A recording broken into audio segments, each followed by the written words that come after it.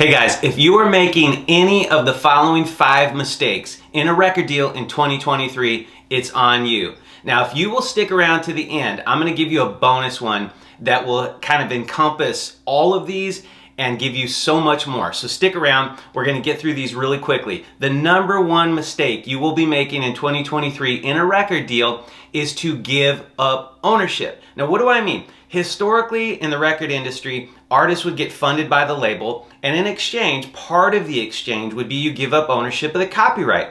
Now, in 2022, 2023, and beyond, there are hedge funds, there are even record labels, there are companies that are buying up copyrights. That's one of the reasons, but also just the fact that we're in a different state. We're in a different frame of mind. You don't have to give up ownership anymore. So that number one mistake would be to just jump to giving up ownership of your copyrights when you have options. You may be able to retain ownership or partial ownership or get ownership back after a period of time. If you're not thinking about the issue of ownership, then that's the problem. The second big mistake you could be making in 2023 in a record deal is to not give up ownership. Now, I know that sounds contradictory, but listen to what I'm saying.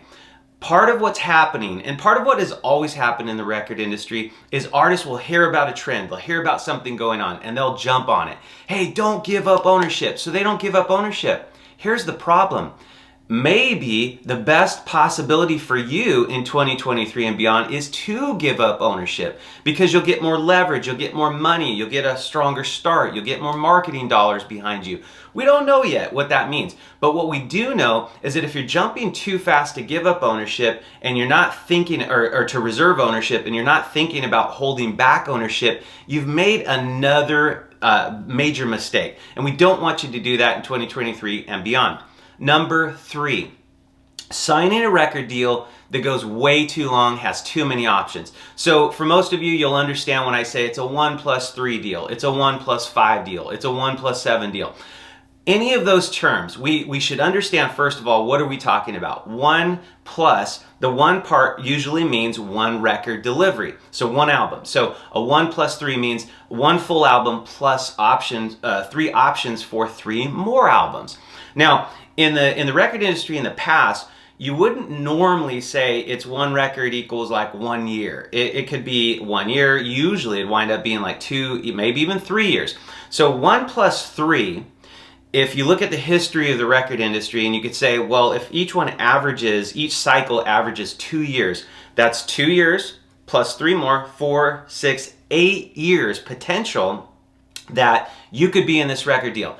Now, a lot of record deals still say, well, it's 18 months or 2 years from the date of release. Well, what if you don't deliver your album for 6 months or a year, and then it takes another 6 months or a year for the label to actually release it? So now, from the point that you sign the contract, your first album isn't even released, let's say, for 2 years. Then it's another 2 years. So 4 years in the first contract period. Plus you have 3 options. I mean, honestly, we could be looking at a 10-year, 12-year, 15-year contract. That's crazy. In 2023 and beyond, you need to be thinking about shorter terms for the parties to be able to prove themselves. Your label, now they could do a lot, but they need to be able to show you that they can do a lot for you. So shorter terms, that's a big key. Okay, the fourth piece that we're going to be, fourth mistake that you could be making in 2023 is not taking enough money. Now, there's 2 schools of thought on this. One is, hey, take as much as you can because you're not likely to ever recoup and you're not likely to ever see any royalties, which means your advance may be the only money you're ever going to get in this record deal. Now, of course, we hope that's not true, but it sounds true, and it usually statistically is true. So get as much money as you can. That's one school of thought on the advance. The other school of thought is if you take less, you'll recoup faster, you'll get to your royalties faster. Now, statistically, that's not usually true, even if you take less money. Now, listen to what I'm saying.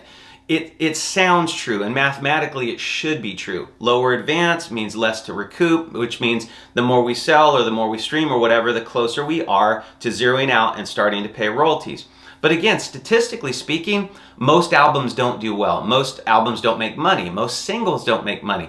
So even when you take less money, yes, in theory, you're quicker to recoup and get towards royalties. The fact is, we just don't get there. especially on a first album, maybe even second or third album, still not there. So what happens is you're trading the hope of getting faster to recoupment and royalties and taking a lower advance when you should be taking a larger advance. So I'm of the mindset that the number 4 mistake in 2023 that you don't want to be making is that you want to be taking as much money up front as possible and using that money to fuel your career. We're going to get that in a second.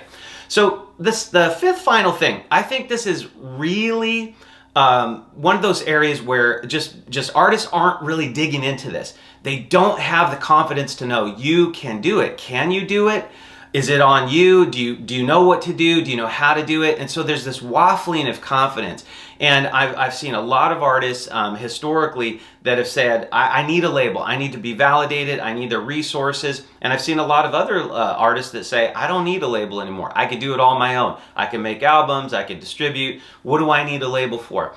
I think the mistake that's big that you can't be making in 2023 is to not know what you're capable of, to not have the confidence of knowing what you can do in this industry. So if you shift that mindset, you could be winning in 2023. So don't make that 5th mistake.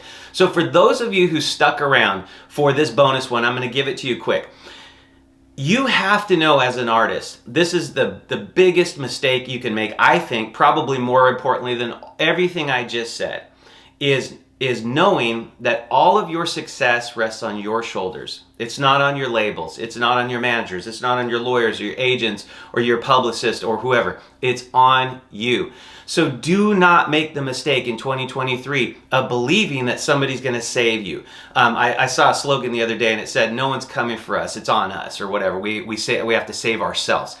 In 2023, if you're an artist, you have to save yourself. You create the fire, the label can fuel it. No one else can build the fire for you.